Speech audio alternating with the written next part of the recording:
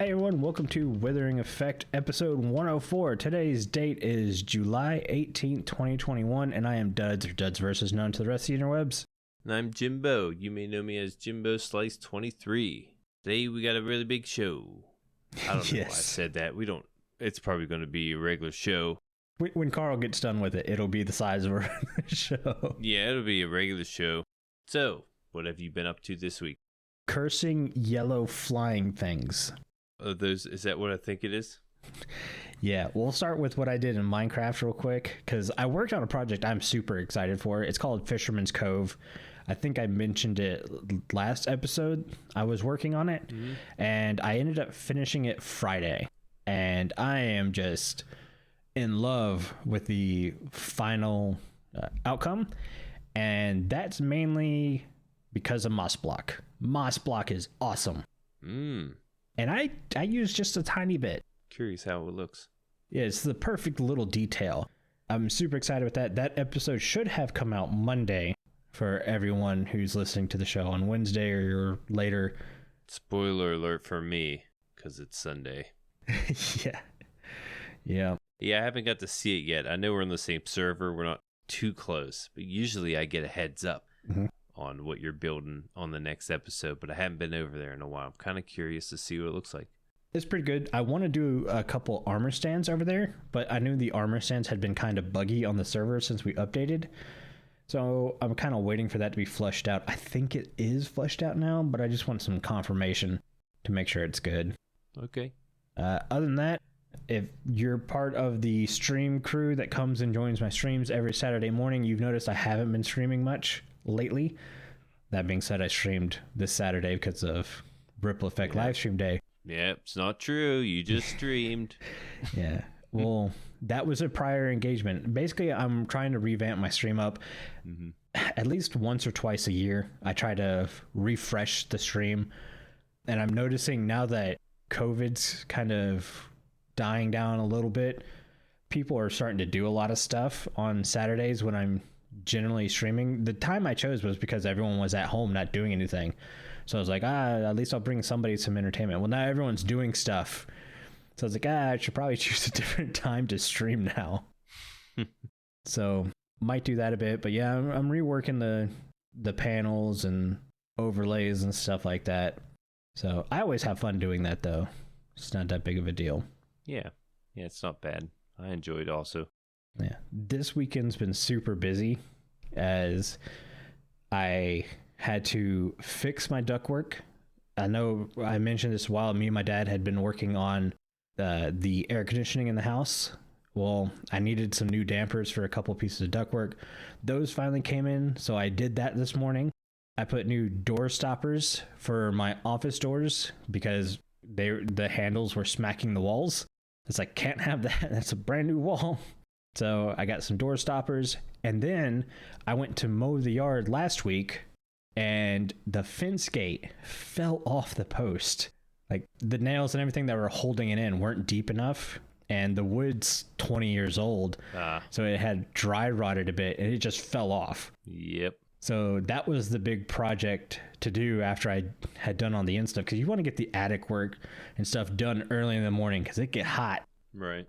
Was doing that, got almost done, had to run to the hardware store. I come back. As I'm working, I feel a little pinch in the back of my leg. I don't think anything of it because I was wearing my compression socks. I wear those every once in a while, and they cover basically my entire leg. So I was like, whatever. I probably just smacked a thorn or whatever because I have those in that area. So anyways, I come inside. I tell you, hey, I'm going to jump in the shower real quick. Decide that if I'm going to use the shower, I might as well wash the dog because my dog stinks. So she got a bath. And as I'm sitting down to bathe the dog, I go to take my compression socks off because I don't want to wear those into the shower because I've got like a little bench seat so I can sit in the shower as I'm cleaning her. I look down. There's a yellow jacket stuck in my leg. Wow, the whole time. It had stabbed me in the back of the leg and then got stuck in my compression sock and couldn't get free. So for a good 35 minutes, this bug has been stuck in the back of my leg, just stinging. Oh, pumping you with poison. Pumping. Evil. needless to say, it met its maker, called the toilet, and I flushed him. But yeah, I sat there and I was in the shower, and it got me good because blood just continued to run down the back of my leg. Wow. I ended up having to go get a bandage and put it on after I got out of the shower. Was it one sting, or was he able to get you a couple? Just one sting. Yeah. He got me the one time, and it just stuck in there and stayed in there. Yeah, usually they could only get you once because, the stinger falls out and then they don't make it after that. I got stung by a bumblebee a few times when it was caught on my shirt, and I freaked out. I started running around the house. I ran around the house for like 2 minutes, just like screaming and yelling at the top of my lungs, and it was on my shirt. All I had to do was like wipe it off my shirt. It stung me 3 times during that lap. Yeah, so those will get you multiple times. Yeah, but this means there's a yellow jacket hive somewhere in my yard I've got to find and destroy, because this is getting ridiculous. The fact that I can't go into my yard without getting stung. Mm-hmm. And they always get you in the back of the leg. It's like, what kind of wuss are you? You can't face me man to be. They get me on my back most of the time. Yeah, like little punks. Needless to say, I got the gate fixed temporarily. That was a bit of a pain. At some point, I'm just going to have to rip it down and put a new one up. But I don't have that kind of money right now, so it's at least fixed where it opens and closes without falling off the post. That's good. Yeah, other than that, I've had a pretty calm week. What about you, Jimbo? What have you been up to? Well, I went back to work this week. Mm-hmm. Finally. I've been out of work because of my eye injury, different surgeries and whatnot, then a cataract. Just everything had to get cleared to where I was medically able to go back. And I'm back to work. I'm feeling a lot better, still working out and stuff. Tried to get to the gym beforehand. Second day back at work, I was stung by a bee. Yeah, go figure. Oh, man. Right? I didn't know you got stung too. Yeah, I got stung by a freaking bee when at work. Safety wise, you got to wear a yellow vest. Mm-hmm. And this yellow vest attracts bees. Okay, another reason why I don't like bees. Now, that's not my fault. I'm not asking for it. I don't want them to come after my yellow vest. But I come out of my truck. I had to drive like a couple hours away to drop some stuff off to a crew. And I get back in my truck to go leave. There was one on my back. And I sat back in my seat, and it stung me. I'm like, what? You have got to be kidding me. Like, the second day back, I get stung by a freaking bee. Oh, my God. So that's 3 stings between the two of us in 1 week. Right. Yeah. Wow. There's that. Glad to be back at work, though. Glad to have you doing something. It kind of got in... I don't know. It kind of... What am I trying to say here? It got involved with my recording time. Mm-hmm. I'm not able to record as much, but I did record a little bit this week also. I started my episode. I'm trying to, on my mega base, I have those 4 towers, and in the middle I have a smaller tower. Yeah. And I'm trying to do the dome design for the smaller tower. I want it to stand out. It's the middle point of my base. I want it to look cool. Mm-hmm. And I'm hitting like a creative block right now. So my plan is when I hit these creative blocks, I like to go online and see if I can find something that really sparks my interest or sparks that creativeness again. Yeah. Oh, yeah. Maybe just Google dome towers or dome designs or something like that and see if I can piece that together. But yeah. That's about it for my week. I got really tan out in the sun. Yeah. And these huge tan lines.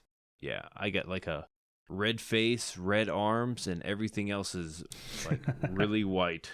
It looks weird. Yeah. I'm kind of the same way. I'm always wearing a watch, and I switched ever since I started walking.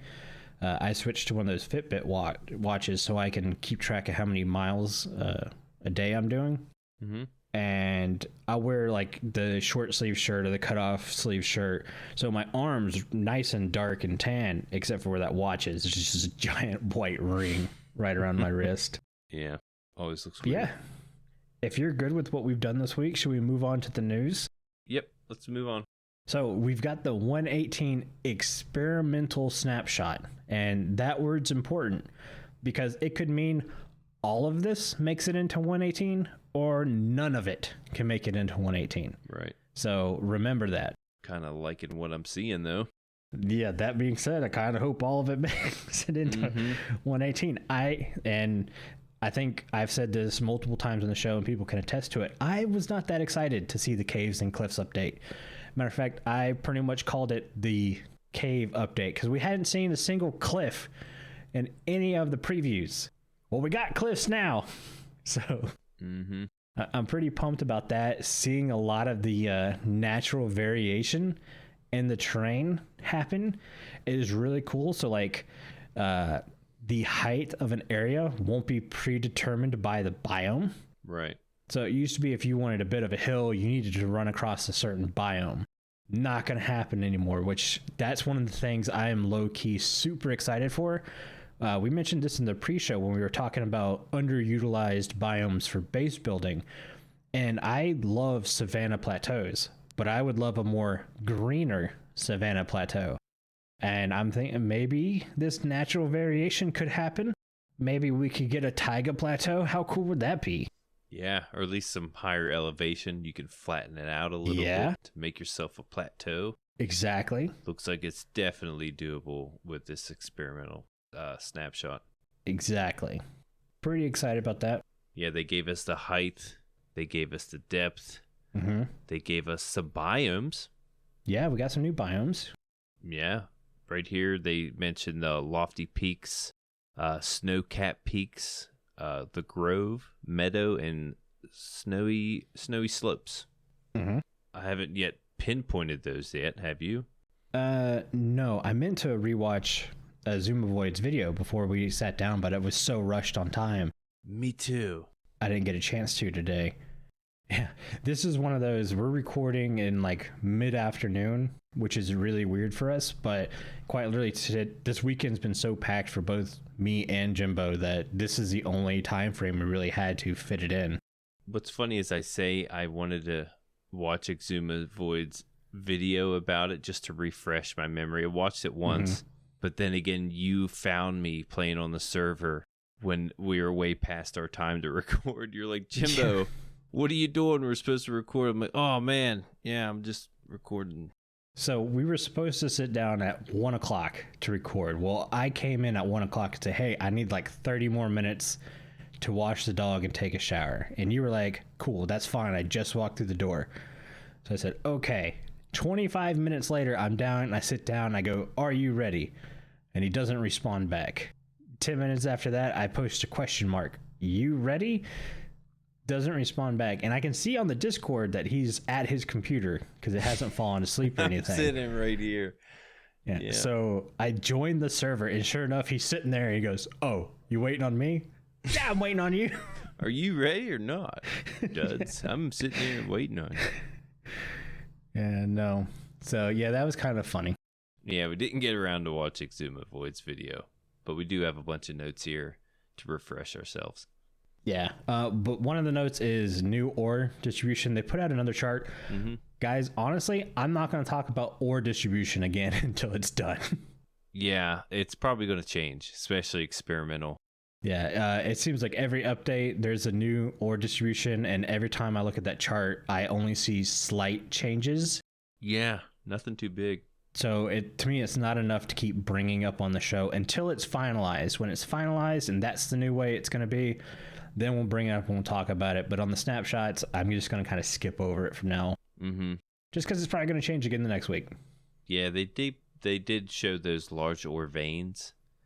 I thought we were going to get those in 117, but they're waiting for those. I even did that. I was like, oh, there's granite here.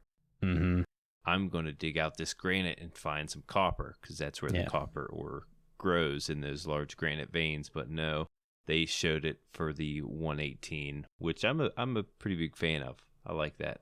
Yeah, I definitely like the large ore veins, and I like the fact that you thought that Lush Caves were in 117. Oh, that was funny. That was so last month. Yeah. Let's see, we got the new cave generation, cheese, spaghetti, noodle, making me hungry. Where's my pasta? Yeah. Pasta caves, that's it. This is the pasta update. Why wouldn't they just call them pasta caves? Yeah. Right? 118 is officially the pasta update. Another thing to look out for are, or at least for the experimental, is mining levels. Usually you mine at Y11, at least I did.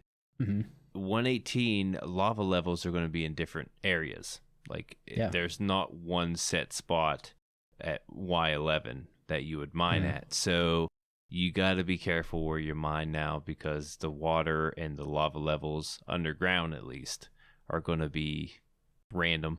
Yeah, was it localized is what I think they're calling it. Yeah, which I'm okay with that. From digging in the nether, you got to be aware of it anyway. So yeah, and it's a lot slower in the overworld. You should be able to avoid it. Yeah. Some of the other stuff I'm super excited in seeing is the integrated mountain cave entrances. That looks so clean and so cool. They create some really awesome formations. One of the things I think is a bug, but I'm really hoping they leave it, is there have been lush caves spawning on the surface. Never noticed. It looks so cool. Yeah, I'm sure that's a bug, but... It's a bug, but I kind of hope it stays, because it's such a cool looking thing.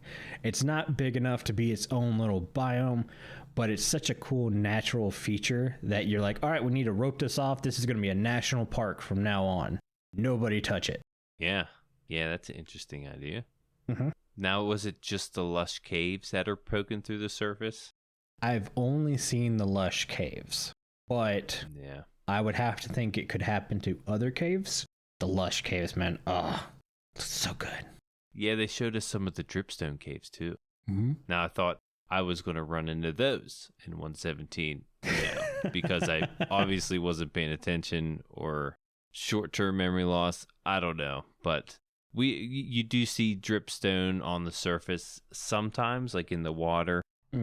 But they showed what the caves look like. And they're pretty massive, at least the ones I saw. Oh, yeah. They might even form in like the spaghettis and the wide open ones. I'm not too sure yet, but as far as I know, those dripstone caves look pretty big. Like you had to borrow dripstone off me. If you found one of these caves, you would never need dripstone again. That's how much there is. All the dripstone I have, I borrowed 5 dripstone blocks and 3 pointed dripstones from you, and that's it. And everything else I've gotten has been from my dripstone farm, which is not super fast, that's for sure. I think I only have almost 2 stacks, but it's a tiny little farm that kind of runs in the background. It's nothing impressive. Let's talk about the big part of the update, though. The part that made people go, ooh. Yeah, the most experimental. Yeah. Monsters will only spawn in complete darkness. Yes, please. I love this. It makes 110 perfect % of knowledge and stuff, because everything Minecraft tells you is darkness equals danger. Except for, it turns out it's not necessarily darkness, it's light level 7 and below. Yes. Which is just kind of some weird arbitrary number. So you could think you have light there, but you don't really. Not enough anyways. Yeah, and it gives you the opportunity to play with these light levels and not be on a mushroom biome. Exactly. Like you can actually have light level 2 and it be safe. And like you were saying when we were talking, I think it was yesterday, how you could walk down a dark cave and see a little bit of light and know there's a little bit of safety there. Yes. Which makes complete sense. Let's not forget about some of the new light sources we've been getting. The Soulfire stuff doesn't get above 10 light level. Some of the candles, if you don't put down, 4 candles together, they're relatively useless. Glow Lichen is a light level 7, so it's useless. Except for now. Now, with monsters only spawning in complete darkness. All of these lighting options now they're like legit lighting options. Mm-hmm. Yeah. No more, well, this is a cool light, but it's only really used for decoration. Yep. It's like, no, this is a legitimate light that can stop spawnings. Perfect. Right. Gives you a little more use. Mm-hmm. A little more usefulness. And that glow lichen, again, it was cool for decoration. Yeah. Just to put up around. It's not going to stop spawning, but well, now it can. So. Exactly. And one of the main things you mentioned about the new Caves and Cliffs update is the pain of lighting up the caves. Yes. And now you can actually spread the lights pretty thin to where you can light them up a little bit easier. That was my biggest gripe since day one, was how am I supposed to keep spawns from spawning in this cave so my farms are enjoyable to use? And this fixes that. Yeah, you're still going to have these large things to light, but you're not going to have to spam torches everywhere to make them spawn proof. Just a little bit of light will do it now. Yep. Spread them pretty thin. Mm-hmm. It's great. Yeah, I really like the idea. So it'll be just 0, right? Like level 0. Yep. I'm curious about like the nether. Would that be the same for the nether? Like, I'd be okay for the nether to stay how it is. And I know the pigmen or the piglins, they don't necessarily need 7 to spawn, right? Yeah, I want to say that light levels don't stop spawns in the nether anyways. Okay. That, or it must be like the light level 15 is the only thing that can, like the maximum light possible is the only thing that could do that. Probably wouldn't affect like endermen and skeletons. They might have to abide by the rules. Yeah. But most nether mobs, I think you're right. Light level doesn't really affect much of their spawns. Right. And putting this in there, this isn't going to affect slime spawns in slime chunks. So yeah, you're still going to have that. You don't have to worry about that. Mm-hmm. You can actually spread those lights a little thinner, if anything. You used to have to spread them out so much, but now you can spread them a little thinner. They did mention that this is basically block light level and not sky light level, but I haven't seen anyone go into a descriptive of what exactly is going to be the difference. Obviously, skylight is you have an open roof to all the way to the sky. You build limit up, basically. So I don't know how that affects it, because I think that's still 7 and below will spawn. So like your outside of your base could still be relatively dangerous. It might need more torches, but inside won't. I'm not sure how that works. No, that doesn't make any sense, because the second you put a roof on something, the skylight is 0. Yeah. I'm getting something confused. Yeah, unless it's like above ground or under Y level, it's got to be 0. No, doesn't matter. We use block light level to spawn proof everything anyways. Mm-hmm. But this all came from, we saw kingbdogs mention it in a tweet saying it makes no sense to have to use the F3 button to determine if you're safe or not. Yeah.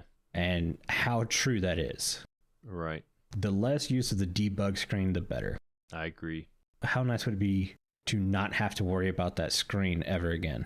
I feel like they're putting more on the screen too. Yes. Like it almost takes up your whole view. Mm-hmm. Because they keep adding new things and new things. I feel like it's more of a creative thing to use. Use it when you're doing, just creative and experimental builds.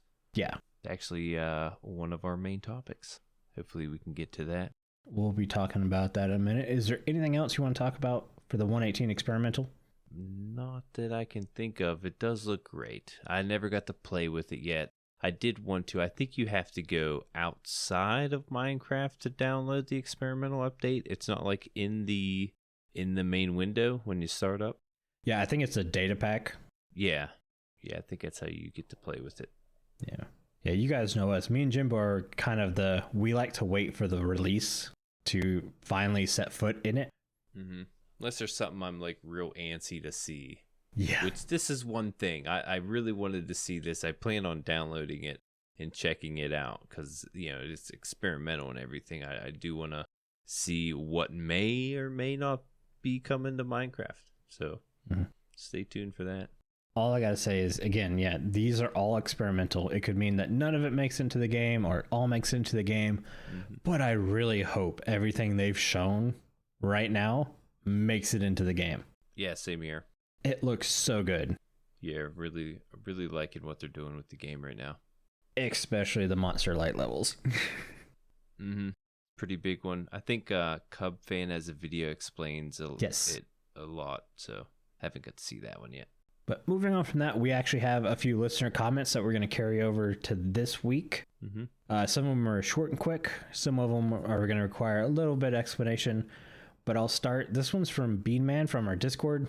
Matter of fact, all of these are from our Discord. So if you guys haven't joined our Discord, it literally is the easiest place to get in contact with us. We're active on there all day, every day. Right. But Beanman asks, what is your favorite, least favorite, and most disappointing update?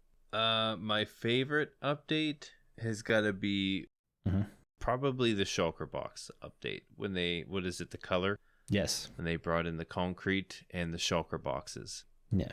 I wanted to say redstone. I wanted to say elytra. Elytra, when they brought that in, is when I first started playing. So really, like, the redstone was kind of already there. Already got to play with it at first. Elytra was just getting there. It was cool and all, but you had to use your bow to go, take off or whatever. But I remember when they brought the shulker boxes in, how much of a game changer that was. Yes. And I think I was the most excited to see that as of right now. I agree. To be different, though, I will say either the Bees and Bugs update, just because of how much it really cleaned up Minecraft. The amount of bugs at that time was getting really long. So for them to take time and say, hey, look, this update's just about fixing the game and basically making the quality of life a lot better in the game, I really like that one. I agree that it's my least favorite. Yeah. Oh, that's your favorite. Okay, that's my least favorite. Yeah. They brought in the bees. Can't support that. Sorry. Least favorite up till now was gonna be caves and cliffs, just because 117 gave us deep slate, and deep slate's my favorite block, but that came out in 117, not caves and cliffs. But that being said, I don't know. It's really hard to pick. It's hard to say any of them's disappointing. You know what I mean? Right. Like, none of them has been disappointing. There's always something with one of the updates. Yeah, 113 was absolutely amazing in adding all the fish and wildlife in the ocean, but the amount of bugs and lag it created was the disappointing part. It was almost not playable for the first 2 to 3 months. Yes, that was a huge issue at first. I think they went all the way to 113.6. That's how many times they had to fix the bugs.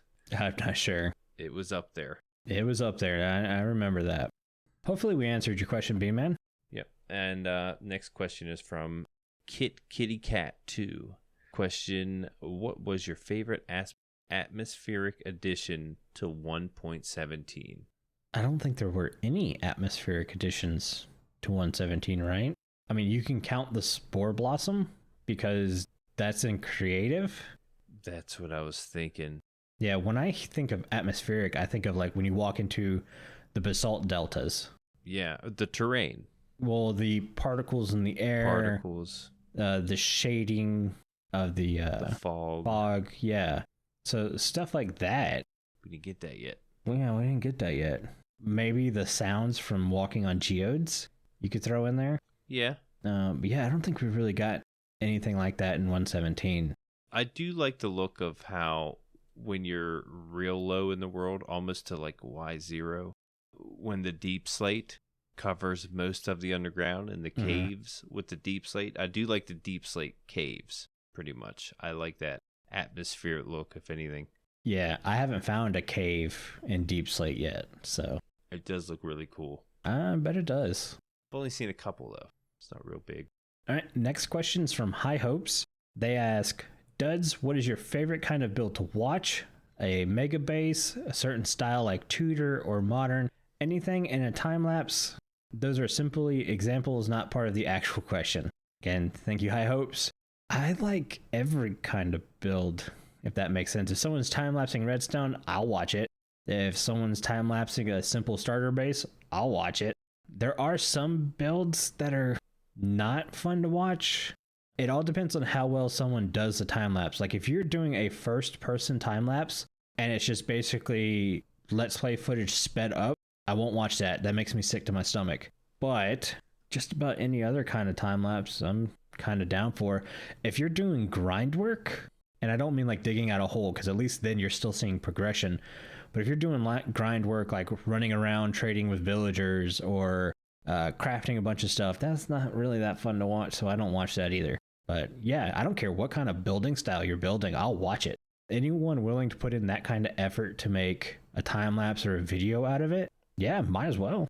Yeah, I agree. I think it's more fun to see how creative a person can get on any type of build. Yeah, let's see how different they can make this, what blocks they can use for a certain kind of house or like a mega base like you mentioned. So yeah. That's exactly it. I get more excited based off block palettes than I do the actual build. It's cool to see. Like, is there a combination of blocks I haven't thought of that this person's using? I've got to see. Yeah, like, whoa, those look so good together. Yeah. I say that to myself quite a few times. That being said, I am being burned out on mega bases. I don't think they're they're as cool as people are saying they are. Watching someone build these big, large bases over and over again, especially when they're essentially filled with the same things over and over again, the exact same way. Jeez, Duds, I'm sitting right here. You don't have to be so harsh. Your base is the first time you've built something like that, so... Yeah, I like to stuff them full of farms. Yeah, and me and you talked about this in a call last night with Carl. I think people who watch me next season will understand what I kind of want to do to counter that, so that'll be cool. Yeah, I want to stick with, like, my mega base theme, but I want to, like... build small inside the mega base. You heard what I wanted to do and you're like, that's not a bad idea. But your mega base idea for next season is going to be kind of cool.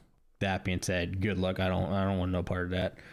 Burn me out just looking at it. Might shrink it. Might be a mini mega base. I don't know. Mini. So, can I have a medium combo with that base? Right. Yeah, I'm gonna get a medium combo base. Yeah, I'm gonna go for. All right, one more question. Yeah, High Hopes asked me actually. Jimbo, same style of question, but regarding the story element. Do you prefer hearing about the lore of a world, storyline arcs like the Hermit's Civil War, or more movie style? I have an answer for this one.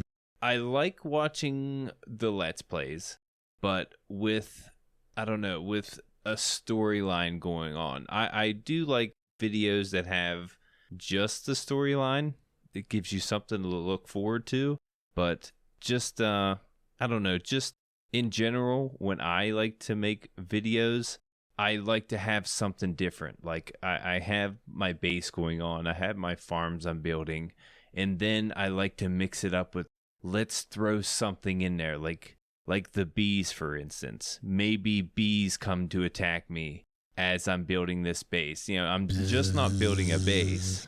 There's bees coming, or something along those lines. It doesn't have to be like you said, a movie style motion picture, but just some type of storyline to make things interesting, to mix it up a little bit.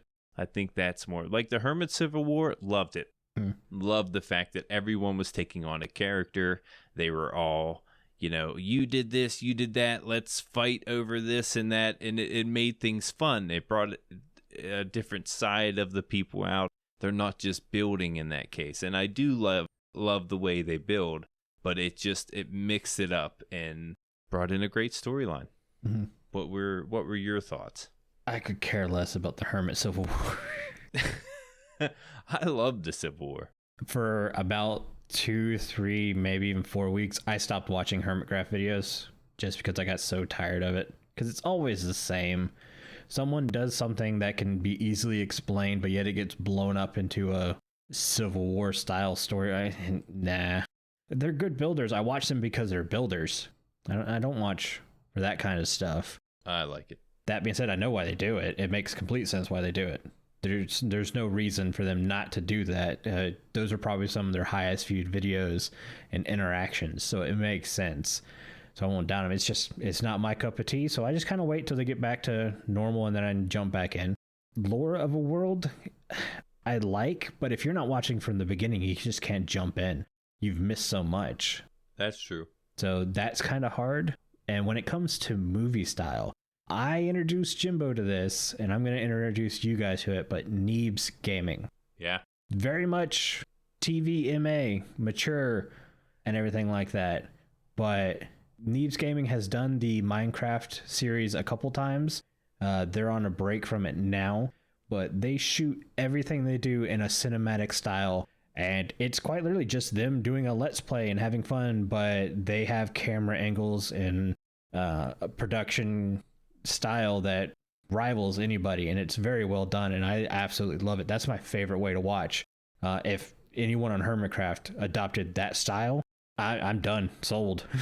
Yeah, I remember watching Neebs. The thing is, I started watching them on 7 Days to Die, and the way they did their videos and how that made it like their little story. It was just like a let's play. Yep. But they made it into like their own little story. And then I saw they did Minecraft. I was like, oh my God. And then I started watching that, and it's so different than any other style of Minecraft video you would ever see. And yet I highly recommend it. Again, it is adult content. I love Neebs Gaming. They're very good at what they do. No Minecraft lately, but I have a feeling they're going to come back to it with this new update. I don't know. They've got a couple series that are hitting on good cylinders right now. Yeah, it depends what they're into. Is what they're going to play. We'll find out. But highly recommend it. Yeah. Thank you for that, High Hopes. And this is the last week. You can get involved in our listener survey. We mentioned this in the pre-show. Please, if you guys are wanting to help us out, fill out the survey. Answer as many questions as you can. It really does help the show. We're changing the show based off this last survey again. So people in the pre and post show know what's going on, and it really helps us out. But High Hopes, you got the marquee again. Go ahead and take it away with some more information. Hi everyone, I'm High Hopes. The Withering Effect is running a listener survey to find out what you think of the show. Included are questions about our Discord. If you would like to share your experiences or have ideas for new features, you can help shape the future of the Discord by following the link in the show notes. The survey will close at 10 p.m. BST on Saturday, the 24th of July, 2021. So don't delay and get involved today. All right, thanks for that, High Hopes. Remember to get involved with the survey and give us your feedback before 10 p.m. BST this Saturday, because that is it. We're gonna stop pestering you guys about the survey and everything like that. We'll be back to a normally scheduled program. But let's talk a little bit about the Discord, as being it's the only place you can get involved in our Mending Minecraft vote. This week, we asked you to choose between 3 items for us to discuss and improve, and the items were potions, horse armor, and trident. And the winner of Mending Minecraft this week is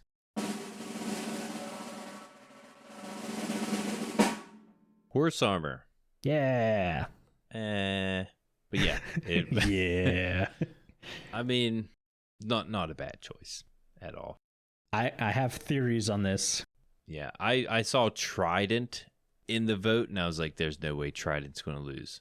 It got last, actually. Trident had 12 votes, Potions with 18 votes, and the Horse Armor with a whopping 39 votes. Congratulations, Horse Armor. And I'm 100% blaming Hermitcraft on this vote, by the way. Yeah, a lot of horse activity. A lot of horse activity this season, so I think it's brought the horse stuff to the forefront, and that's why it won the vote this week. You could be right. Could be right. Yep. Few things I have here on the horse armor. Horse armor is a special type of armor that can be given to a horse to wear. Only normal horses can wear armor. Donkeys, mules, undead variants such as skeleton horses and zombie horses cannot be equipped with armor. Horse armor does not decrease the fall damage of the horse or its speed when worn. Only leather horse armor can be crafted. Other horse armor can be obtained only from chest loot from some generated structures. There are leather, iron, gold, and diamond horse armor.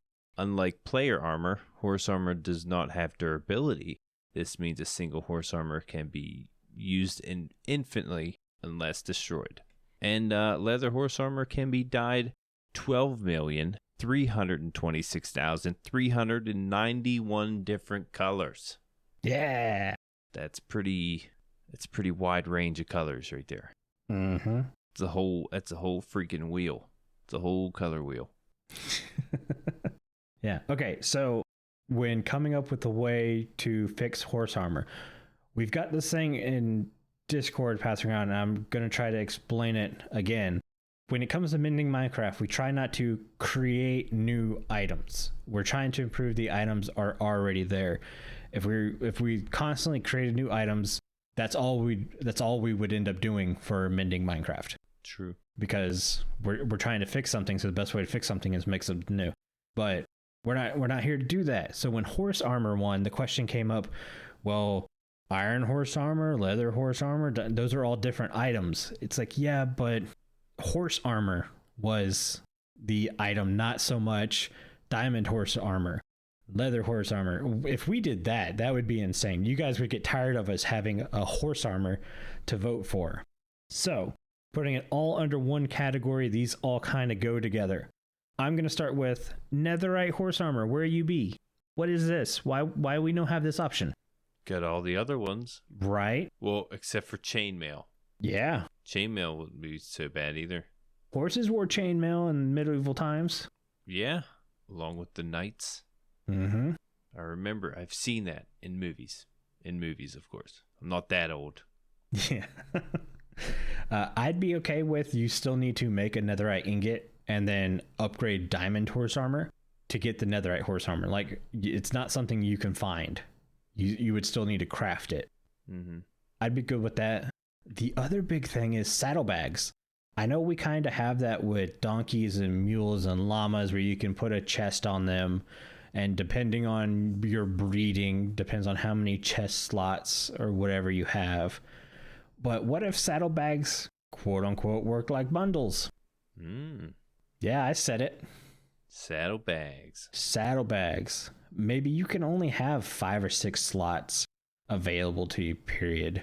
But it's kind of weird that you can't carry anything with a horse. How cool would it be if you had a to-go box always in your horse? Yeah, it would make it a lot more useful. Mm-hmm. The final thing is enchanted armor. It makes sense to enchant horse armor, especially when we read that fall damage is still affected to horses. They can't affect speed or whatever. How cool would it be to have soul speed for a horse, or just speed in general, that's not based off of potions or beacons or anything like that? I don't know if beacons affect horse speed, but not sure. Yeah, let us enchant some horse armor. That'd be cool. Yeah, or new enchantments just for horse armor. Exactly. Something like that. To me, that's the easiest way to improve the horse armor we already have in the game. It's to use mechanics that are in the game, just tailored to horse armor.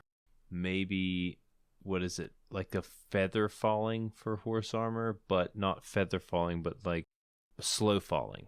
Like maybe they glide down. Maybe like if you're on a mountain, you can jump and like glide down. Almost like a Pegasus. Ooh, like a Pegasus enchantment. You can't fly, but you can glide. I don't know. I'd be more adept with your feather falling idea. If my horse just doesn't die when I fall off a cliff, I'd be okay with that too. Yeah, it is. It's not fun to find the ways down cliffs, or maybe even like a swimming enchantment for your horse, so where you can actually take it across the water. Yeah. Or a float enchantment. I can't remember. Does Frostwalker work? If you're wearing Frostwalker on a horse, does that still work? Has it ever worked? I don't know. I want to say I remember reading somewhere that does, but I don't put Frostwalker on my boots because I'd destroy every farm in my base if I did. Yeah, I mean, you're not technically walking in that case. You're right. You'd be frost riding. Yeah. Woo! Wouldn't be walking. Mm-hmm. But yeah, something like that for your horse armor. A better way to get them around easier. Because I feel like there's times where you have to dismount your horse and go on foot because the horse will get stuck. There's nowhere for it to go. There's a huge mountain. It's a pain to climb over it. Maybe the horse armor can have some different enchantments to help you get through these obstacles. Yes. I would really like that. Bring the horses back. Yeah. Well, I mean, that being said, I don't think a horse will ever be able to defeat the elytra. It just can't. Yeah, sorry. But if you can make horses more enjoyable, it might be worth riding horses. Maybe there's a mechanic in Legend of Zelda Breath of the Wild where if you get on a horse and you start riding on a path, the horse will automatically take over and just keep continuing on that path until you tell it not to. So maybe if you're using path blocks and you ride a horse on said path, it will continue on that path just like Breath of the Wild does. So it would act kind of like a minecart in the fact that you don't have to necessarily navigate the horse. You could take a break and rest a little bit. Cruise control. Yeah, you look at the Nether, I still use minecarts to get back and forth to my base when I could easily just make a flying tunnel and fly back and forth. And that's just because, and slow down, enjoy the ride. Mm-hmm. I'm looking at the notes for the discussion of the horse armor, and someone, Prime Gamer 3133, mentioned Pegasus armor. Oh my god. We actually think alike. Well, Tango Tech did an entire video basically of that. Did he? Yeah. Oh my, jeez. I thought that was like something I thought of. Quite literally mentioned in the video, we should have a slot where we can put an elytra in the horse and create Pegasus armor for the horse. Yeah, let's do that. Let's do it. See, I was trying to be more original, not copy that. Oh, see, I was just thinking of it. But more of like a slow falling, not so much you can fly, but just glide. Yeah. I'm slowly plugging in my headphones because they're dying. Sorry. You're fine. Like knocking stuff over. Just like pow, pow, pow, pow. Just bang, bang, bang, Pegasus, bang, bang, bang. I'm ready. I'm good. Okay, but I think I'm done with mending Minecraft. We have a few minutes to get to the main discussion topic, unless you have anything else. No, that's everything. All right, good. Then we have timed this perfectly because our main discussion is not a huge topic, but it felt like something worth talking about. And it's another tweet from kingbdogs mentioning the F3 screen or the debug screen. And he says, the ideal future is to not even need the F3 for position coordinates. The problem is simply adding an item that shows the coordinates is also a really bad immersion breaking, or is really bad and immersive breaking. It's an interesting design challenge to think of. So I thought, is there a way we could come up with a way to add coordinates to the game without necessarily using the F3 screen? I mean, my first thought is a compass. Yeah, that's what I was like. Either a map or compass, I thought was the best way. They've had it when I played at Xbox. I'm not sure about now. Like, do Bedrock? They don't have the coordinates on there also, do they? Bedrock does not have the debug screen. Yeah. They have to, like, special options they could get it, though. Just the chords. Yeah, I think there's a option now. It used to be you'd had to turn cheats on, which means you don't get advancements and stuff. I think that's gone now. Okay. I mean, in the Java world, we have Vanilla Tweaks has the HUD that you can turn on and off that will show your coordinates and stuff. But an item, a compass just seems so practical to have a compass be able to tell you coordinates. And maybe it's you have to craft a compass and then you have to craft that compass into something else. Into a GPS. Maybe surround the compass with maps. And then all that does is that compass will then just give you coordinates underneath it. Yeah. I mean, you make a map out of a compass, but it's with paper. Right. So you're using maps. You're using compass with compasses. Well, I'm saying, like, if you surround a compass with a map, because a map tells you exactly where you are, but maybe a map surrounding a compass will act like a GPS and tell you your coordinates. I don't know. Yeah. And then there's so many different features to F3, you know, not just the coordinates. That's the whole problem. Like, you would need F3, like we were saying earlier. I'm okay with it being just a creative option if they could give us another way to use chords. Coordinates is the main thing, and light level. And light level, we could throw that out the window if we know this whole, you know, experimental snapshot is here to stay with the 0 light level spawns. Exactly. That would be okay. Yeah, I'm trying to think what else you would use the F3 screw. I mean, I use the looking at dimensions a lot to line stuff up. I don't really use that one. Just like count. I do it the hard way. Knowing what biome you're in. Yes. If you're edging out a biome, that's a big one. That's true. Yep. Especially if you're in a mushroom. There's places along the sides that could be spawnable that are beaches. Yep. If you have a lake in the middle of your mushroom island, that's spawnable. Yep. Drown farms. You need to know where that river cuts off. A lot of different instances. But the thing is, a compass, a map, could tell you these things. Yeah. You know what I mean? That's the same feature. Light level might be a little different. But again, you know, with light level 0 being the choice of monster spawns, probably wouldn't need it in that case.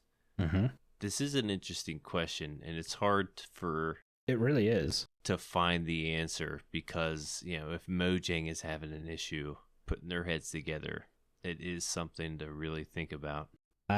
One of the games I looked to was Scrap Mechanic. So when you spawn in survival there, you spawn with a journal.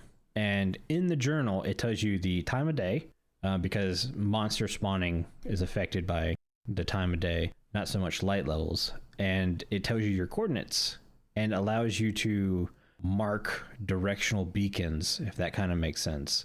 So the idea of having an item that you can physically hold instead of going to a debug screen makes complete and total sense to me. It's just crafting an item like that. What exactly would you want?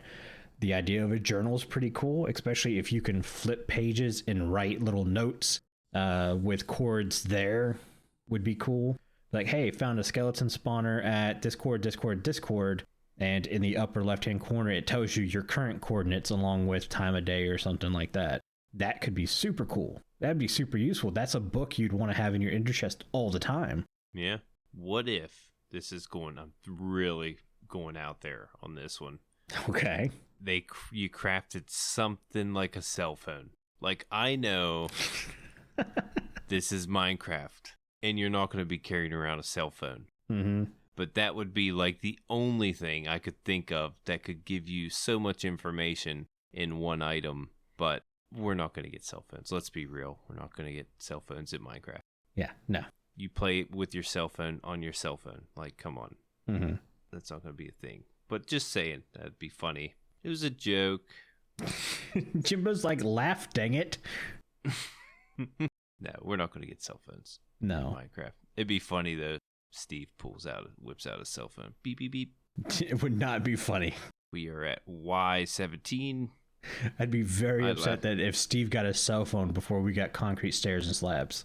Yeah, can't make concrete stairs and slabs, but let me call. Yeah, let me make a phone call. No, I like the idea of an upgradable compass or an upgradable journal. Something like that could be very useful. The more I think about the journal, to me, is where I want to lean. Just because of the ability to jot down stuff as you're working is really cool. Or like an atlas. An atlas? Maybe you can call it an atlas. I don't know enough about atlases. I mean, it's kind of like a map. It's kind of a large map, really. Yeah. Yeah, something along those lines. Stop throwing stuff in my head, Jimbo. I'm just thinking. Yeah, what the thing is, I've seen this tweet, and I never really thought about the question. And here we are, main topic time.